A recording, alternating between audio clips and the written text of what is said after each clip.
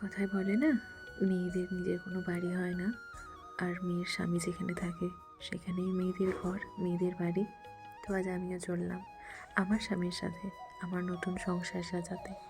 নিজের বাড়ি, ঘর, পরিবার, নিজের চেনা শহর সব কিছু ছেড়ে অনেকটা দূরে যাচ্ছি নিজের প্রিয় মানুষটার সাথে, নিজের মনের মানুষের সাথে নিজের ছোট্ট সংসার সাজাতে। আর আজকে সেই জন্যই বেরিয়ে পড়লাম বাড়ি থেকে। বিয়ের পরে এটা আমার হাজব্যান্ডের সাথে আমার প্রথম বাইরের বাড়ি যাওয়া, আর সেটাও যাচ্ছি একটা ছোট্ট সংসার সাজাতে। তো তাই জন্য সবার প্রথমে চলে এসেছিলাম আমরা স্টেশনে, আর সেখানে এসেই আমরা অপেক্ষা করছিলাম ট্রেনের জন্য।